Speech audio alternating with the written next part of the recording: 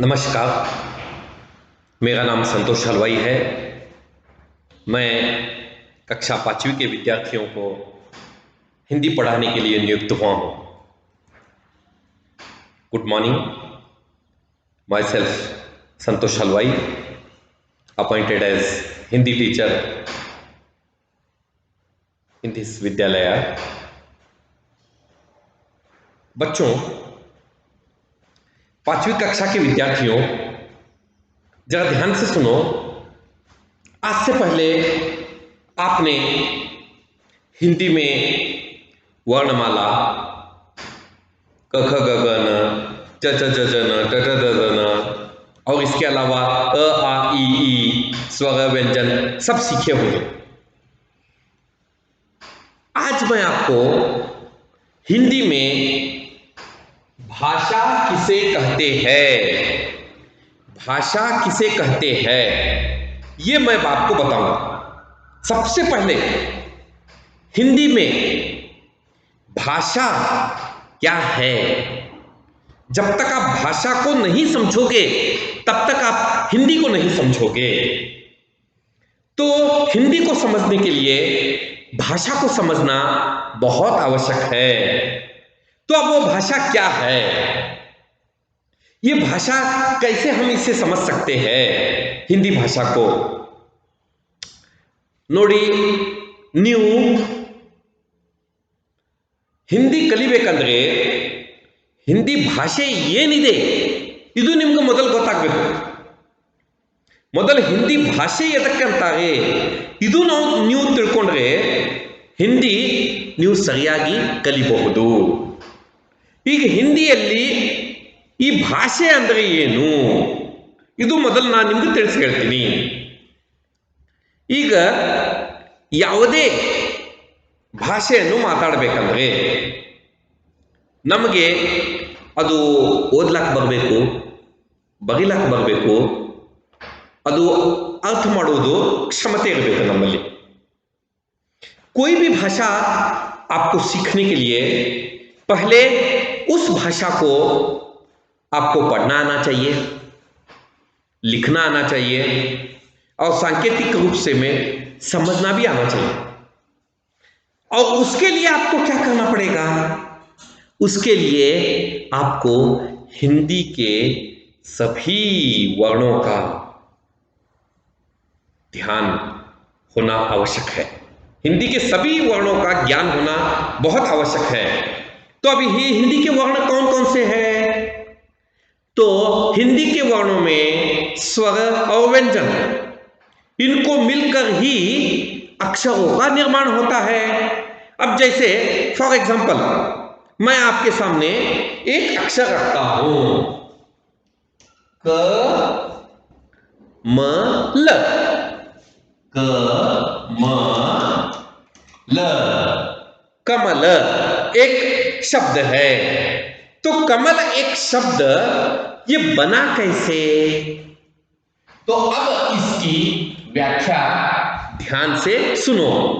ಈಗ ಒಂದು ಶಬ್ದದ ಕಮಲ, ಈಗ ಇದು ಕಮಲ ಶಬ್ದ ಆಗಬೇಕಂದ್ರೆ ಇದರಲ್ಲಿ ಏನೇನು ಕೂಡಿದೆ, इसमें क्या क्या मिला हुआ है, जरा सुनो. अब सबसे पहले यहां पर क, फिर उसके बाद में प्लस अ, प्लस म, प्लस अ, प्लस ल, प्लस अ. तो यहां पर एक कमल शब्द, एक कमल शब्द बनने में इन सब का योगदान है, तब तक वो शब्द नहीं बन पाता. तो भाषा को सीखने के लिए ये आपको सीखना बहुत आवश्यक है.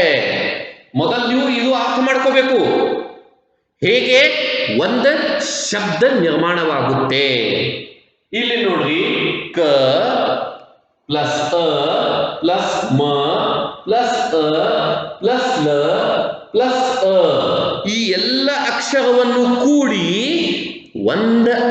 ಶಬ್ದವನ್ನು ನಿರ್ಮಾಣವಾಗಿದೆ. ಈ ಒಂದು ಶಬ್ದ ಅಂದರೆ ಕಮಲ. ಈಗ ನಾವು ಭಾಷೆಯನ್ನು ಅರ್ಥ ಮಾಡ್ಕೋಬೇಕಂದ್ರೆ ಮೊದಲು ಒಂದು ಶಬ್ದವನ್ನು ಅರ್ಥ ಮಾಡ್ಕೋಬೇಕು. ಈಗ ಒಂದು ಶಬ್ದವನ್ನು ನಿರ್ಮಾಣವಾಗಬೇಕಂದ್ರೆ ಇಷ್ಟೊಂದು ಅಕ್ಷರಗಳು ಬೇಕು. ಆಮೇಲೆ ಈಗ ಮುಂದೆ ಭಾಷೆ, ಈ ಭಾಷೆ ಹೇಗೆ ಉತ್ಪನ್ನವಾಯಿತು, ಈ ಭಾಷೆಯಲ್ಲಿ ಏನೇನು ಬರುತ್ತೆ, ಈಗ ಅದು ನೋಡ್ಕೊಳ್ಳೋದು.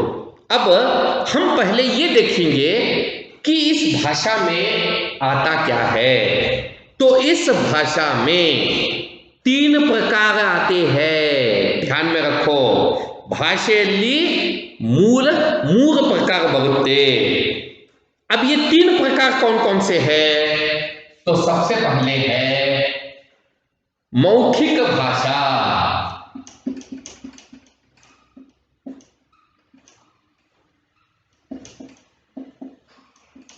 मौखिक भाषा. फिर उसके बाद में दूसरा है लिखित भाषा.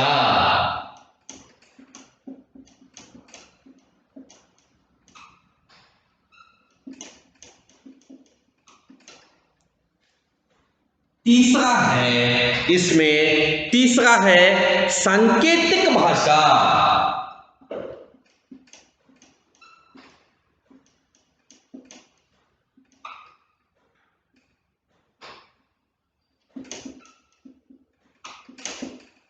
सांकेतिक भाषा. तो यहां पर मौखिक भाषा, लिखित भाषा, सांकेतिक भाषा, ये 3 भाषाओं की मदद से हम हिंदी की संपूर्ण जानकारी प्राप्त कर सकते हैं. तो अब सबसे पहले है मौखिक भाषा. मौखिक भाषा यानी क्या?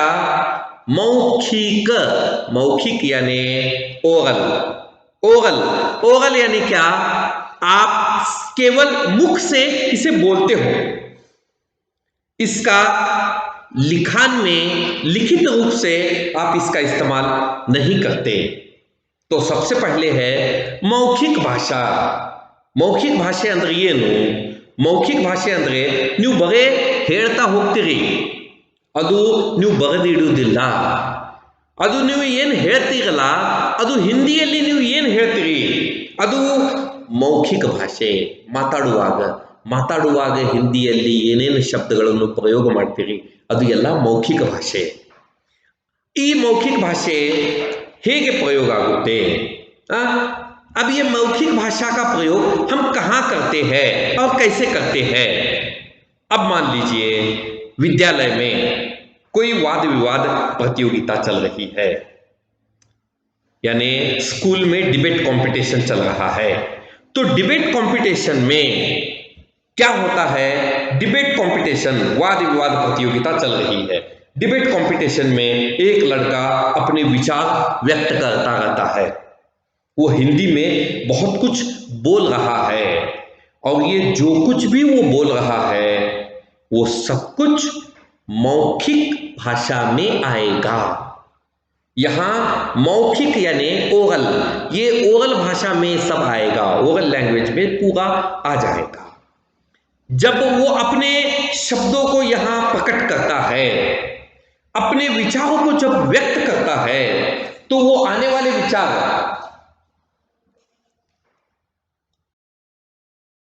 बच्चों सुनो, अब यहां पर मौखिक भाषा में जब व्यक्ति अपने विचारों को व्यक्त करता है तो वो सारे विचार जब एकत्रित होते हैं तो वो मौखिक भाषा कहलाते हैं. और उसी प्रकार लिखित भाषा. लिखित भाषा में क्या होता है? लिखित भाषा में अक्षर होते हैं. तो मौखिक भाषा में केवल बोलना, लिखित भाषा में लिखना. यानी जो कुछ भी आपने लिख कर रखा है वो सब डॉक्यूमेंट्स के रूप में आपके पास मौजूद है. तो वो है लिखित भाषा। तो लिखित भाषा में क्या होता है?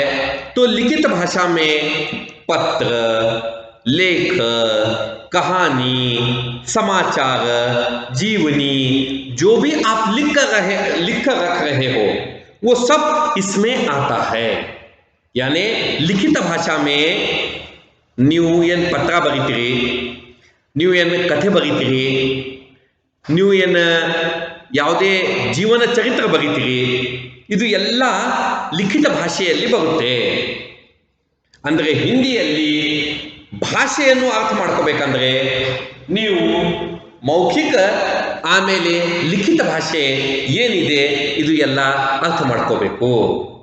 ಈಗ ಇದರಲ್ಲಿ ಲಿಖಿತ ಭಾಷೆಯಲ್ಲಿ बरियूदू, लिख कर रखना, और ये लिखा हुआ ग्रंथ, अब जैसे रामायण है, महाभारत है, ये बहुत कई वर्षों पूर्व, कई 100 वर्ष पहले ये सब लिखा गया था और इसका लिखित डॉक्यूमेंट्स, ग्रंथ हमारे पास मौजूद है। और ये ग्रंथ ही हमें ये बताता है कि एक समय रामायण हुआ था, एक समय महाभारत हुआ था। रामायण में भगवान राम ने रावण का अंत किया था। महाभारत में एक बहुत ही भयंकर लड़ाई हुई थी जिसमें कौरवों की हार और पांडवों की जीत हुई थी। ये सब कुछ लिखित रूप में लिखा हुआ है। तो हिंदी भाषा को जानने के लिए लिखित रूप ये सबसे बड़ा माध्यम है। जब हम लिखित रूप को समझेंगे, जब हम उसे पढ़ेंगे, लिखित रूप को जब हम पढ़ेंगे तभी हमें इसकी पूरी जानकारी प्राप्त होगी।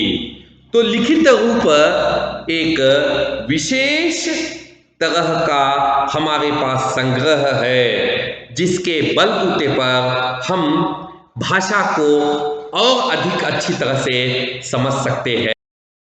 तो यहाँ पर लिखित रूप में हमें सब व्यवस्था की पूरी जानकारी प्राप्त होती है। घटना कब हुई, कैसे हुई, इसका परिणाम क्या हुआ, वो सब कुछ लिखित भाषा के रूप में मौजूद रहता है। अब हिंदी भाषा सीखना है तो मौखिक भाषा, लिखित भाषा की जानकारी होना अतीव आवश्यक है। अब इसके अलावा तीसरी बात है। तीसरी बात क्या है? तो तीसरी बात है सांकेतिक भाषा। अब सांकेतिक भाषा यानी क्या? तो अब यहां पर तीसरी बात हम सीखने जा रहे हैं, सांकेतिक भाषा। सांकेतिक का मतलब क्या आता है? ಈಗ ಮೂರನೇದಂದ್ರೆ ಸಾಂಕೇತಿಕ ಭಾಷೆ. ಈಗ सांकेतिक भाषे अंदर ಏನು? सांकेतिक भाषे यानी आप यहां पर शब्दों का उच्चारण नहीं करते, आप यहां पर ना बोलते हो ना लिखकर दिखाते हो, तो आप यहां करते क्या हो?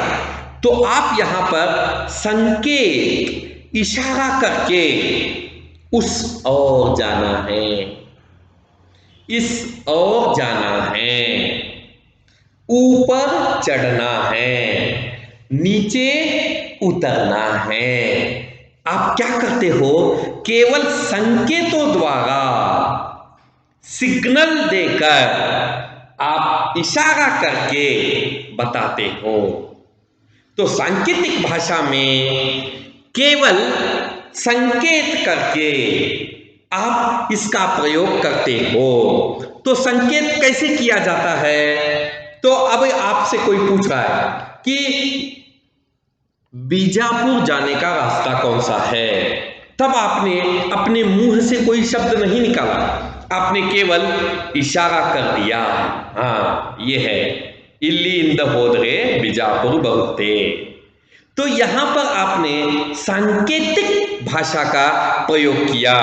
तो हिंदी में सांकेतिक भाषा भी आती है जिसे लिखा और बोला नहीं जाता।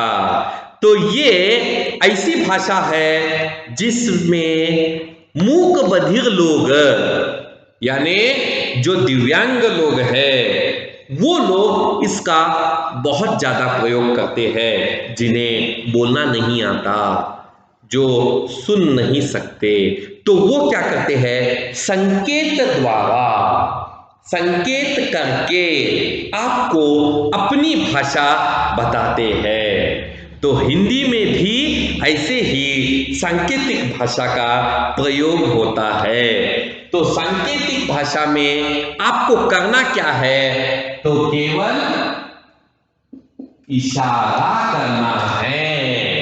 इशारा यानी इशारे के द्वारा आपको ये भाषा को बताना है।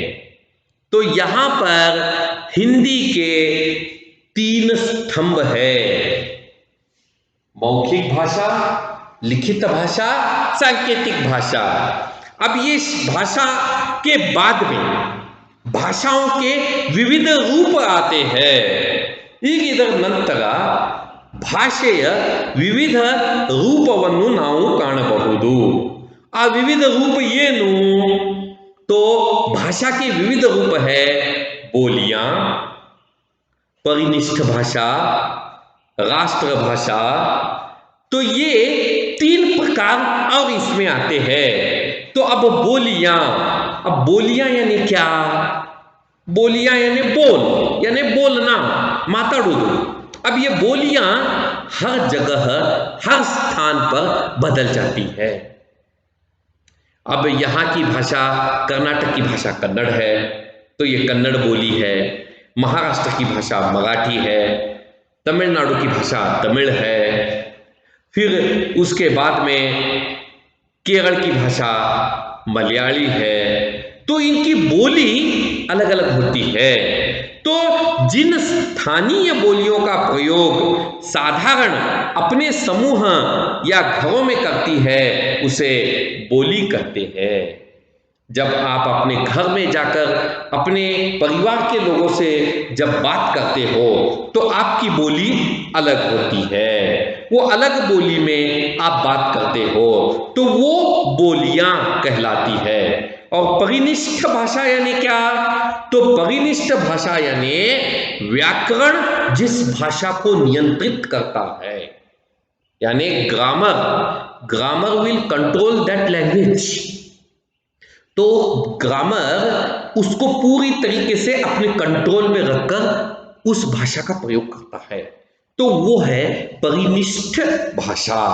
तो परिनिष्ठ भाषा ये क्या है, तो परिनिष्ठ भाषा में आपको शुद्ध शब्दों का, शुद्ध वाक्यों का प्रयोग करना है। यहां पर अशुद्ध भाषा का प्रयोग नहीं कर सकते।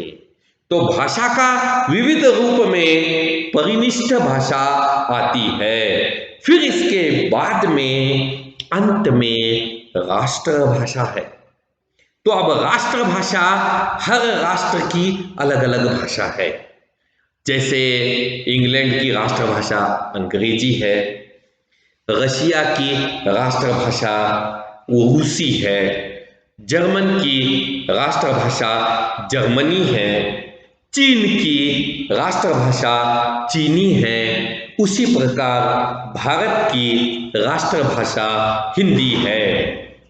तो ये हिंदी राष्ट्रभाषा, तो इसके भीतर जब आप कुछ कार्य करते हो तो वो कार्य, हिंदी का कार्य, सरकारी कार्य, ध्यान में रखो, सरकारी कार्य, गवर्नमेंट वर्क, जो गवर्नमेंट वर्क होता है वो भारत में अंग्रेजी और हिंदी दोनों में समान रूप से होता है।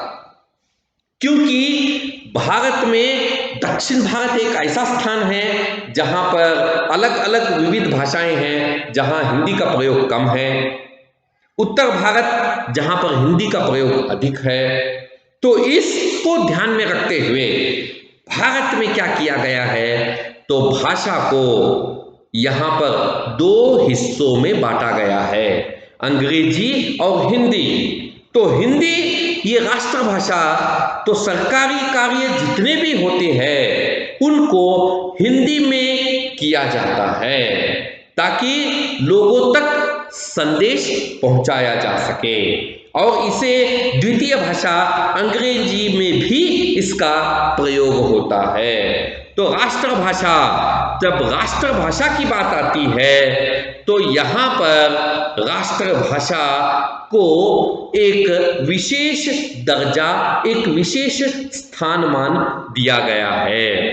अब इसके अलावा लिपियां, अनेक लिपियां आती है। अब लिपियां क्या है? तो लिपियों में देवनागरी लिपि है। अब लिपि यानी आप कंफ्यूज मत करो, लिपि यानी ये अक्षर। अब ये जो मैंने भ, ये जो श ये लिखा है, ये भाषा, ये लिपि कौन सी है? ये लिपि क्या है? तो ये लिपि है देवनागरी लिपि। अब जैसे अंग्रेजी, अंग्रेजी आप लिखते हो, लेकिन अंग्रेजी की लिपि क्या है? तो अंग्रेजी की लिपि या तो लैटिन है, या फिर वो इंग्लैंड का यूएस इंग्लिश वो है। तो अमेरिकन इंग्लिश, यूएस इंग्लिश, तो लैटिन भाषा में लिखा जाता है। तो लैटिन ये लिपि है। उसी प्रकार हिंदी में देवनागरी लिपि होती है। देवनागरी लिपि। तो इसका प्रयोग करके ही हम हिंदी भाषा को सीख सकते हैं।